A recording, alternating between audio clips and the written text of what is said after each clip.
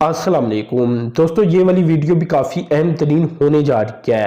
دوستو پہلی ڈیولپمنٹ کچھ اس طرح سے ہوئی ہے کہ گوادر کے اندر کل والے دن یعنی جمعے والے دن جو 9 ہول گالف کورس ہے اس کا بھی انعقاد اسے کر دیا گیا، انیگوریٹ اسے کر دیا گیا ہے۔ یہ کافی اہم ترین ڈیولپمنٹ سامنے آئی ہے، کیونکہ اس سے پہلے ہم جانتے ہیں کہ گوادر کے اندر کرکٹ اسٹیڈیم کو بھی مکمل کیا گیا تھا۔ اس کے علاوہ میں نے آپ کو یہ بھی بتایا تھا کہ کرکٹ اسٹیڈیم کے علاوہ فٹ بال اسٹیڈیم بھی گوادر کے اندر بنایا جا رہا ہے۔ اب دوستو یہ بھی خبر آ رہی ہے کہ انیگوریٹ کر دیا گیا گالف کورس کو بھی، 9 ہولز کا یہ گالف کورس ہوگا۔ یہ دوستو پہلے 6 ہول گالف کورس ہونا تھا، لیکن بعد میں اسے اپ گریڈ کر دیا گیا۔ اس میں دوستو جو بتایا گیا وہ یہی بتایا گیا کہ N10 ہائی وے کے اوپر اسے بنایا جا رہا ہے، اور یہ کافی اہم ترین پروجیکٹ ہوگا۔ 18 ماہ کا یہ پروجیکٹ ہوگا، اور یہ پریس ریلیز باقاعدہ طور پر جاری کر کے یہ انفارمیشن دی گئی ہے۔ تو دوستو اس سے یہ پتہ چلتا ہے کہ کھیلوں کو لے کر گوادر ترقی کرتا چلا جا رہا ہے، اور گوادر کے اندر فیسیلیٹی دی چلی جا رہی ہیں۔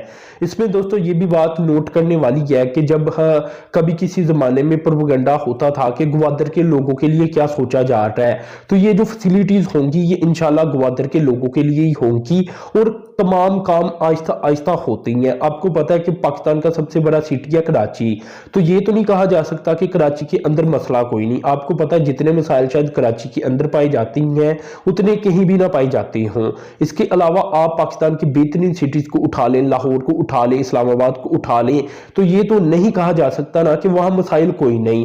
تو چاہے کوئی جتنا مرضی علاقہ ترقی کر جائے، وقت کے ساتھ ساتھ مسائل بڑھتے چلے جاتی ہیں۔ تو گوادر بھی ایک ایسا ہی سٹی بنے گا جس میں ہم یہ نہیں کہہ سکتے کہ اس کے مسائل ختم ہوں گے، لیکن جو اس کے پرانے والے مسائل ہیں وہ وقت کے ساتھ ساتھ کم ہوتے چلے جائیں گے، اور آبادی بڑھنے کے ساتھ ساتھ نئے مسائل آتے چلے جائیں گے۔ پوری دنیا میں یہی سسٹم چلتا ہے، دنیا کے تمام شہروں میں دیکھا جائے کوئی نہ کوئی پرابلم رہتی ہے۔ تو یہ کافی اہم ترین ڈیولپمنٹ سامنے آئی ہے گوادر سے گالف کورس کو لے کر۔ اب دوستو دوسری ڈیولپمنٹ کی طرف چلتا ہوں۔ دوستو تنزانیہ کی جانب سے یہ کہا گیا کہ پاکستان اپنے ملینز آف ڈالر کی بچت کر سکتا ہے ہم سے ٹی امپورٹ کر کے۔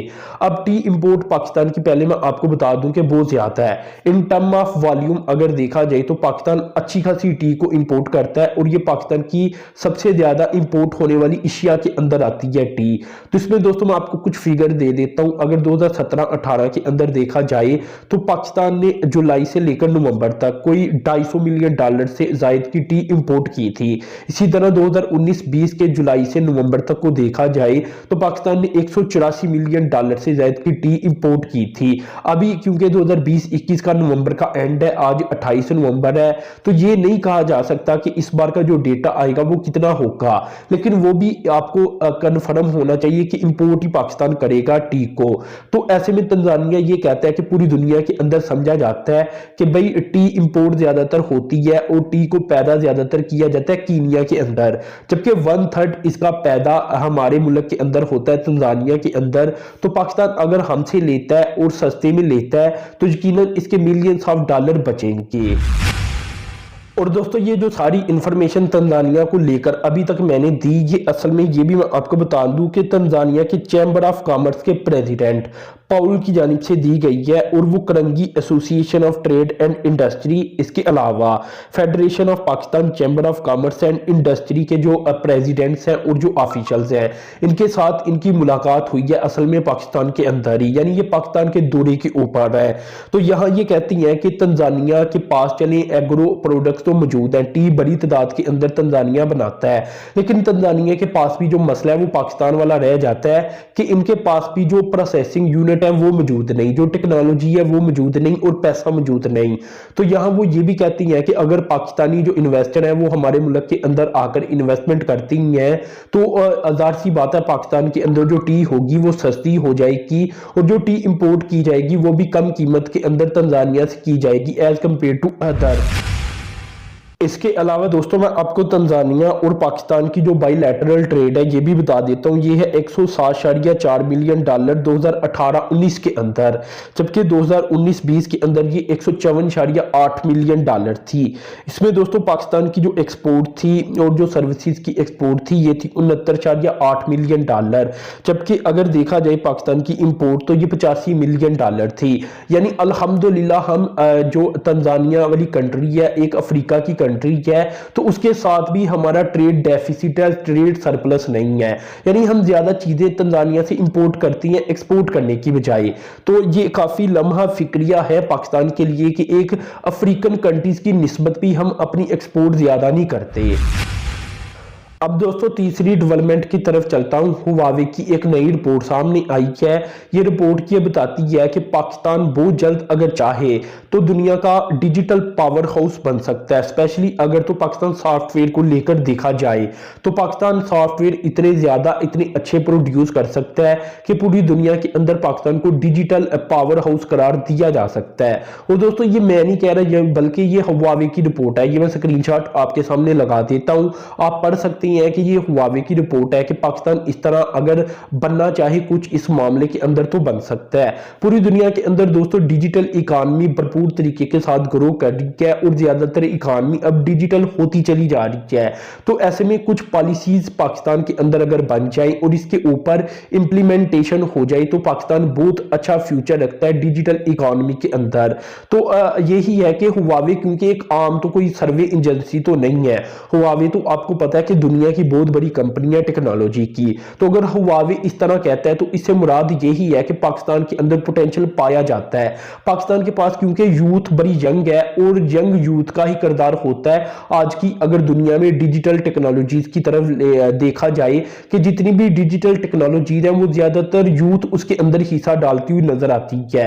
तो ऐसे में पाकिस्तान के पास यूथ बहुत मौजूद है, तो इसलिए शायद हुवावे इस तरह कहना चाह रहा हो। तो खैर जो भी रीजन हो, लेकिन पाकिस्तान का ये पोटेंशियल सामने आ चुका है और हुवावे इसको रिकॉग्नाइज कर चुका है। इसके अलावा हुवावे आपको पता है पाकिस्तान के अंदर बहुत सारी एकेडमीज भी बना चुका है जो कि इंफॉर्मेशन कम्युनिकेशन टेक्नोलॉजी के मुतल्लक एकेडमीज है और इनके ऊपर हुवावे पाकिस्तानियों को सर्टिफिकेट भी देता चला जा रहा है स्टडीज के बाद। तो खैर अल्लाह ताला से दुआ यही है कि पाकिस्तान अपने पोटेंशियल के मुताबिक तरक्की करे, जो कि पूरी दुनिया जानती है कि पाकिस्तान का पोटेंशियल है क्या।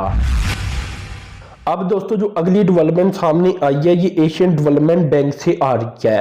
दोस्तों एशियन डेवलपमेंट बैंक ने मजीद $300 मिलियन की रकम पाकिस्तान के लिए अप्रूव कर दी है और ये पॉलिसी बेस्ड लोन दिया जा रहा है पाकिस्तान को। ये दोस्तों असल में दिया जा रहा है मैक्रो इकोनॉमिक स्टेबिलिटी के लिए, जिसके जरिए पाकिस्तान ट्रेड कम्पिटिटिवनेस और एक्सपोर्ट डाइवर्सिफिकेशन के ऊपर काम करेगा। तो आपको तो ये पता है कि ये साल है भी कोविड-19 का, तो ओवरऑल अगर देखा जाए तो इसे भी आप कोविड-19 का ही बजट समझे या पैसा समझे जो कि लोन की सूरत में एशियन डेवलपमेंट बैंक पाकिस्तान को देगा। इसके अलावा ये ज्यादातर पैसा ट्रेड के ऊपर ही खर्च होगा, लेकिन फिर भी कोविड का लफज लाजमी साथ लग जाता है, ये बात आप याद रखें। अब दोस्तों ओवरऑल इस पैसे के जरिए पाकिस्तान करेगा क्या? पाकिस्तान असल में कुछ रिफॉर्म करेगा टैक्स के शोबे को लेकर, इसके अलावा ट्रेड को लेकर कुछ रिफॉर्म्स करेगा, पॉलिसीज बनाएगा इस पैसे के जरिए। इसमें दोस्तों जो एक वन विंडो ऑपरेशन है ट्रेड के लिए एक्सपोर्ट के लिए, इसके ऊपर भी काम होगा। तो ये वो चीजें हैं जिनके ऊपर पैसा खर्च होगा, पॉलिसीज बनेंगी तो पाकिस्तान तरक्की करेगा। इसलिए इसे ट्रेड कम्पिटिटिवनेस भी कहा जा रहा है और ट्रेड डाइवर्सिफिकेशन भी कहा जा रहा है इस ओवरऑल प्रोजेक्ट को, जिसके जरिए $300 मिलियन की रकम एशियन डेवलपमेंट बैंक ने अप्रूव कर दी है पाकिस्तान के लिए। तो अल्लाह ताला से दुआ यही है कि ये पैसा ठीक जगह लगे और ये इस पैसे के जरिए पाकिस्तान को फायदा हो, पाकिस्तान तरक्की करे। अब दोस्तों आखिरी डेवलपमेंट की तरफ चलता हूं और ये है तुर्की की एक कंपनी के बारे में डेवलपमेंट। दोस्तों तुर्की का एक बहुत बड़ा ग्रुप है जिसका नाम है हाशिम ग्रुप। तो दोस्तों ये तुर्की के अंदर काफी इन्वेस्टमेंट रखता है, real estate, mining, tourism, car designing, education. ये वो सेक्टर है जहां तुर्की के अंदर ये ग्रुप इन्वेस्टमेंट रखता है। इस ग्रुप की जड़ें काफी मजबूत है तुर्की के अंदर। तो दोस्तों ये ग्रुप अब पाकिस्तान के अंदर ज्वाइंट वेंचर करना चाहता है, इन्वेस्टमेंट करना चाहता है और पाकिस्तान के अंदर किसी कंपनी के साथ मिलकर इन्वेस्टमेंट करेगा।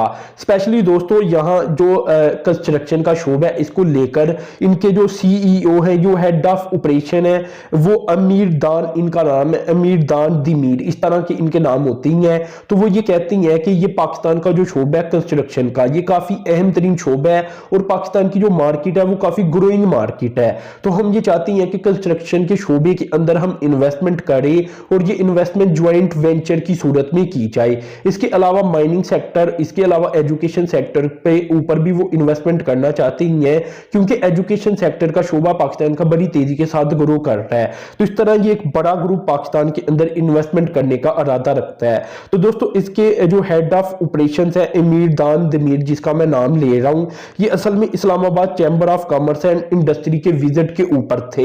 تو وہاں انہوں نے یہ سب کچھ ڈسکلوز کیا کہ ہم یہاں اس لیے آئے ہیں کہ یہاں انویسٹمنٹ کر سکے اور اپنا کوئی جوائنٹ وینچر کے لیے کوئی کمپنی ڈھونڈ سکے تاکہ اس کے ساتھ مل کر پاکستان کے اندر انویسٹمنٹ کی جائے۔ اس میں دوستو یہ بھی میں نے شروع میں جیسا کہ بتایا، یہ کارڈ ڈیزائننگ کو لے کر بھی کام کرتی ہیں۔ تو پاکستان چاہے تو کارڈ ڈیزائننگ کو لے کر ان کی خدمات لے سکتا ہے، ان کے ذریعے انویسٹمنٹ کر سکتا ہے، ان کے ذریعے ٹیکنالوجی یا ٹرانسفر کے ایگریمنٹ کر سکتا ہے، جس سے پاکستان کے اندر اچھی کوالٹی کی کاریں بن سکتی ہیں اور جو کار کا ڈیزائنز ہے وہ بھی بہتر ہو سکتا ہے۔ آپ کو تو پتہ ہے کہ پاکستان کے اندر جو کاروں کے ڈیزائن ہیں وہ کس طرح کے بنتی ہیں۔ اس سے بہتر تو ڈڈو کار نظر آتی ہے، جو جس طرح کے ڈیزائن پاکستان کی سوزوکی گاڑی یا اس طرح کی مختلف گاڑی جو کہ پاکستان کے اندر بنتی ہیں ان کے ہوتی ہیں۔ تو پاکستان کو ڈیزائن کے سٹرکچر کے اندر بہتری لانے کی ضرورت ہے اگر گاڑیوں کو دیکھا جائے۔ تو بتانے کا مقصد یہ ہے کہ کئی جگہ یہ کام کرتی ہیں، یہ شعبہ، یہ کمپنی کام کرتی ہے، تو پاکستان کو بھرپور فائدہ اٹھانا چاہیے۔ ویسے بھی یہ کہتے ہیں کہ پاکستان اور ترکی کو آپس میں فری ٹریڈ ایگریمنٹ بھی جلد از جلد سائن کر لینا چاہیے۔ تو دوستو آج کی ویڈیو میں یہ ساری ڈیولپمنٹ میں نے آپ سے شیئر کی، تو آپ چینل کو سبسکرائب کر دیں، ساتھ میں جو بیل کے آئیکن پر کلک کر دیں۔ اب تک کے لیے اتنا ہی تھا، اللہ حافظ۔